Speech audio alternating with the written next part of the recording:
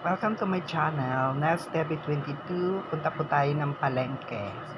Tayo ay mamimili ng ulam para sa tanghalian. So, hanap tayo ng magandang uulamin natin. Ang plan ko po ay isda. So, dito sa palengke, dito po ito sa Kiko, sa Camarines, Caloocan North, Caloocan City. Dito po tayo mamimili. Kita nyo po marami pong mga isda dito, iba't ibang uri ng isda. Ayan, pagmasdan po natin yung mga uri ng isda na nakikita po natin. So, marami pong namimili.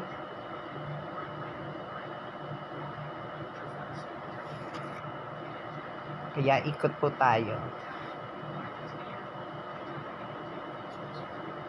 Ayan, iba't ibang uri ng isda. Medyo may kamahalan lang po talaga yung isda ngayon. Pero wala naman po tayong magagawa dahil talagang kailangan. So, may mga shells tulad ng tahong, meron din po. Ayan. Medyo ikot-ikot lang po tayo. Diba sabi pa nga, canvas muna bago bili. Alamin natin yung medyo mura, tapos okay naman siya. Target ko po ay tuna. Pero baka may maganda pang isda. Ayan, ikutin lang po muna natin itong palengke dito. Maraming mga isda, may mga bangus. At ibang uri na isda.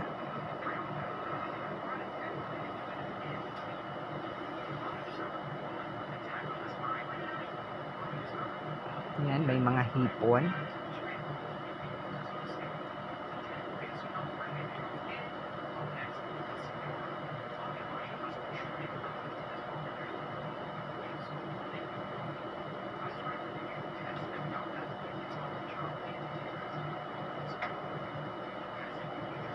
Ayan.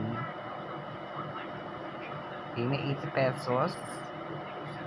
Kalahati po yan. 100 pesos. Kalahati din. Ayan. Mga 1/4 pa po yung iba dyan.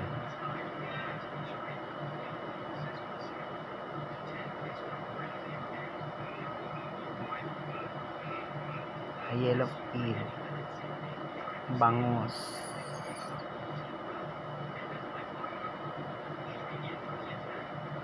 So, hindi na gano'ng matao kasi medyo tanghali na po ako ng malengke.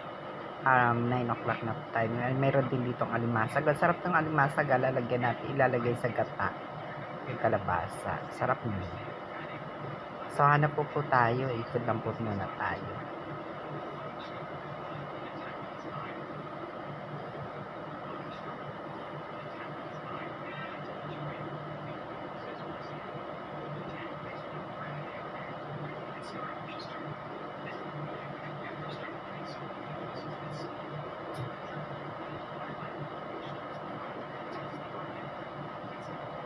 May mga pwesto ng bakante.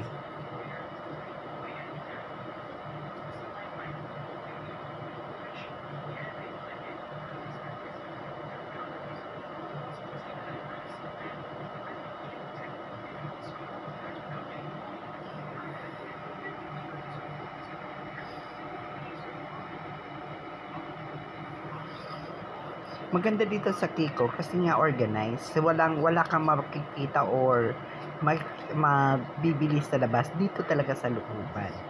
Kaya hindi lugi yung nangungupahan din dito. Lato po yan. 50 pesos 1/4.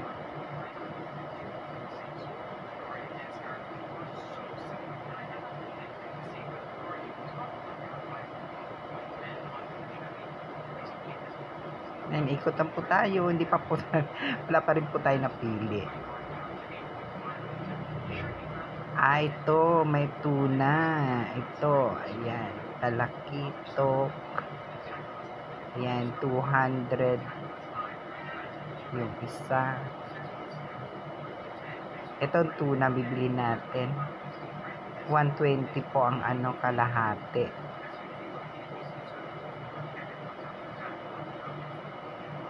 So, yan. Ayan. Dito na po tayo bibili.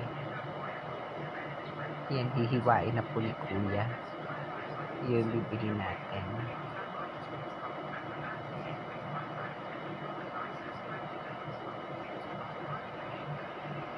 Ready na rin po natin yung pambayad.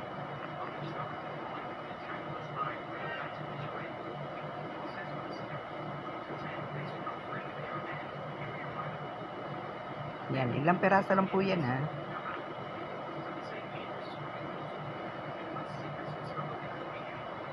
Ito, eksakto po, 120 yung binayad. Oh. Malasagi, ayan, malasagi yung iba. Ayan, uwi na po tayo ngayon. May nakita pa tayo mga isda dito. 55 1/2. Tulingan po siya. Okay, pero parang hindi na gano'n. Tinitignan ko lang kung sariwa, parang hindi sariwa na bili ko. Pero okay na po ito. Ayan, hanap po tayo ngayon ng isa sa hook. Lakad po tayo. Palabas na po tayo ng palengke dito sa isdaan. Punta naman tayo ngayon sa mga gulayan. Hanap po tayo ng isa sa hug natin.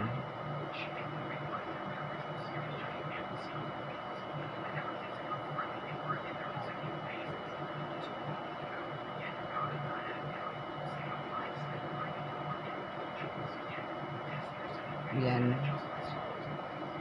Okay. Ito mga naman po pang ihaw-ihaw. Naalala ko tuloy nung nag-aaral pa ako, titinda ko ng ihaw-ihaw. Mga isaw.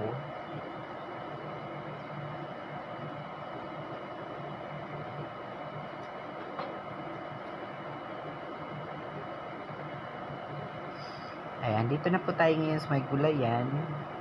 Hanap po tayo ng gulay. Gusto ko po talbos ng kamote para hindi po malansa. Pang-alis ng isda, lansa ng isda. Kamote. Yan. Bili po tayo ng 2 kamote. Talbos ng kamote. 10 pesos kasi yung isa eh. Yan, ngayon, lakad po tayo kasi medyo mahal, 15 pesos daw tali. Dito tayo, may 10 pesos. Ayan. Bili po tayo ng 2. Yung isang green at saka yung isa yung pula na talbos ng kamote. O, 20 pesos kasi yan, yung 2 na yan. Yan, isasaw po natin sa tinolang isda. Favorite din kasi na apo ko yan.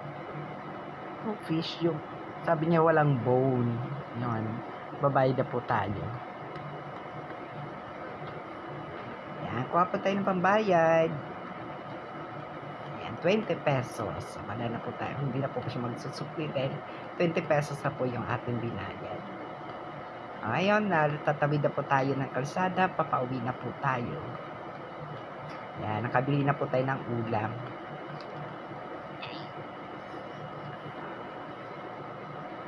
Wala pa lang tayong kamatis. Sige nga, sana may madaanan tayong kamatis. Bibili po tayo.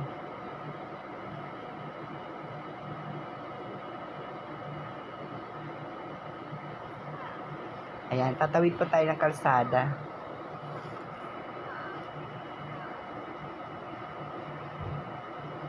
Ayan, ang mamahal ng kamatis pala. Okay, sige, lakad-lakad lang po tayo. Sana po, isang peraso lang bibiling ko kasi nga hindi na ako ganun marami maglahok ng kamatis. Ito, may nakita ko dito sa bangketa. Mga paninda. Bibili po tayo ng kamatis.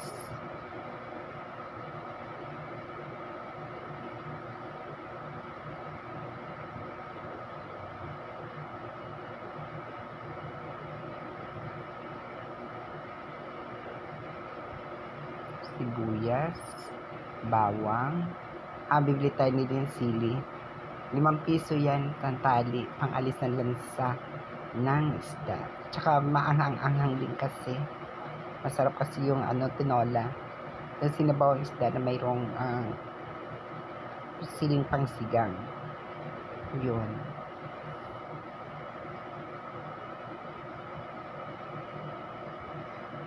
Kamatis ang mahal. Grabe. Alam mo magkano ang kilo ng kamatis? Mamaya pakita ko po sa inyo. Sige, lakad po tayo.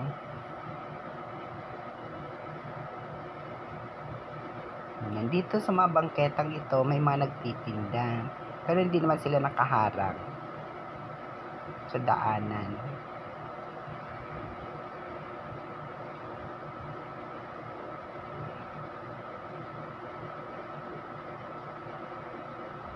Ayan. Yun, may mga kamatis yung balot-balot.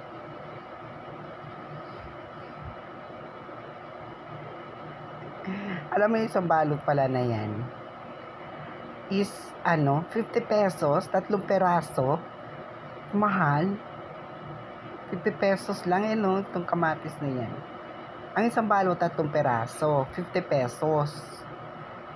Tapos sabi ko, magkano nga bang kilo ng Nako, ang 1/4 pala ay 50. Tapos, so ibig sabihin, 200 pesos ang kilo. Mahal. Just may hindi na tayo maglagay ng kamatis. Can't afford na po. Lakad na muna tayo. Baka makabili pa tayo ng mura-mura.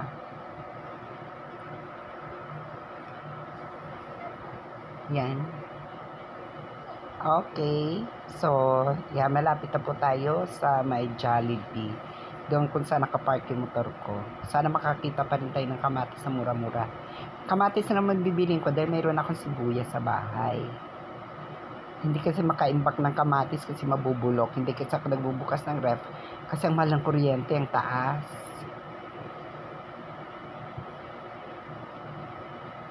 Ayan, lakad na po tayo. Lakad-lakad na po tayo. Dito po dahil tayo sa may pedestrian. Sa pathway. Ayan. Dito po ito sa Camarin, sa Caloocan North, Caloocan City. Dalawa kasi ang Caloocan, may South, may North. Ayan, may mga talbos din dito pala, mga tinda-tinda.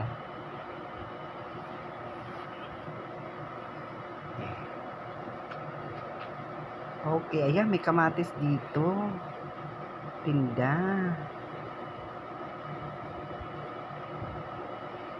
Eto, hindi balot-balot yung kamatis dito. Kaso lang, magulat ka sa presyo. Kasi nakalagay po sa kanilang ay, ang 1/4 ay, nakalagay kasi is 5. Tapos yung, 4, binilugan. Akala ko tuloy, 5 pesos ang 1/4. Yung pala, yung pala, 5 pesos, ang 50 pesos ang ang 1/4. Sabi ko, bakit kasi binilugan nyo yung 1/4? Tapos yung 5 ang hindi. Akala ko tuloy, yung 5 pesos, tapos in-specify 1/4. Yung pala, yung 0 na yon ay katabi pala ng 5, kaya 50. Nilagay lang yung 1/4.